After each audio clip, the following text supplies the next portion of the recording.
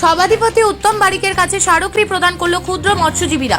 ক্ষুদ্র মৎস্যজীবীদের বিভিন্ন দাবি দাওয়া নিয়ে পূর্ব মেদিনীপুর জেলা পরিষদের সভাধিপতির নিকট স্মারকলিপি প্রদান করল পূর্ব মেদিনীপুর মৎস্যজীবী ফোরাম ও কাথি মহকুমা খটি ইউনিয়ন মৎস্যজীবী ইউনিয়ন। এই ফোরামগুলি দীর্ঘদিন ধরে ক্ষুদ্র মৎস্যজীবীদের স্বার্থে পাশে থাকেন। বিভিন্ন দাবি দাওয়া নিয়ে পূর্ব মেদিনীপুরের সভাধিপতি উত্তম বারিককে একটি স্মারকলিপি প্রদান করেন। সভাধিপতি উত্তম বারিক জানুয়ারির 15 তারিখের পর আশ্বস্ত করেছেন সমস্ত খুঁটি এবং সংগঠনগুলিকে নিয়ে বসবেন এবং সমাধান করার চেষ্টা করবেন। মূলত দাবিগুলো ছিল তা হলো পূর্ব মেদিনীপুর মৎস্যজীবী ফোরাম এবং কাথি মহকুমা খটি মৎস্যজীবী ইউনিয়নের যৌথ উদ্যোগে আজকে আমরা পূর্ব মেদিনীপুর জেলা পরিষদের সভাধিপতি মহাশয়ের কাছে আমরা 5 দফা দাবি নিয়ে আমরা ডেপুটেশন দিতে এসেছিলাম।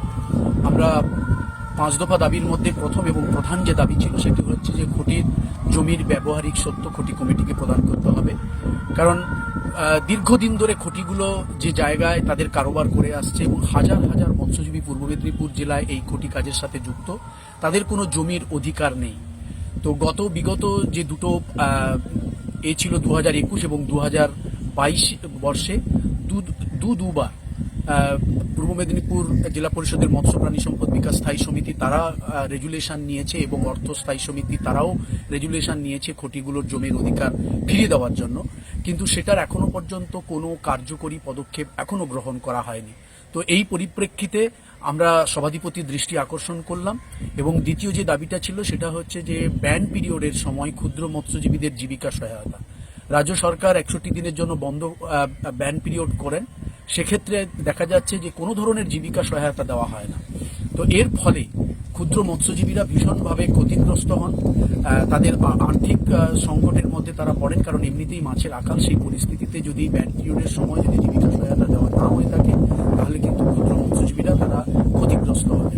সাথে সাথে আমরা এটাও দাবি জানিয়েছি যে ব্যান পিরিয়ডের সময় ব্যান পিরিয়ডের এটাও দিনটাকেও বাড়াতে হবে। যারা 4 সিলিন্ডার থেকে বড় ট্রলার বড় ট্রলিং ফিশিং আছে তাদের জন্য 120 দিন এবং যারা 1 সিলিন্ডার 2 সিলিন্ডার যারা আছে তাদের জন্য 61 দিনের 90 দিনের 61 দিন থেকে বাড়িয়ে 90 দিন করতে হবে। তো এইরকম এবং তার সাথে সাথে আমরা খটিগুলো এবং ল্যান্ডিং সেন্টারগুলোর পরিকাঠামো উন্নয়নের জন্য বলেছি। ইয়াসের পরে দীর্ঘ 2 বছর কেটে যাওয়ার পরেও কোনো পরিকাঠামো উন্নয়ন হয়নি।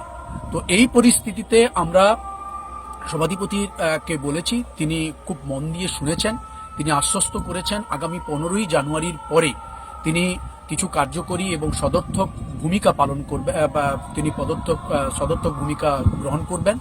বিশেষ করে খটির জমির ব্যাপারে সমস্ত আধিকারিক খটি কমিটি এবং সংগঠনকে নিয়ে বসবেন বলে তিনি আমাদেরকে আশ্বস্ত করেছেন এবং তিনি ধীরে ধীরে মৎস্যজীবীদের উন্নয়নের বিষয়গুলোও তিনি দেখবেন বলে বলেছেন।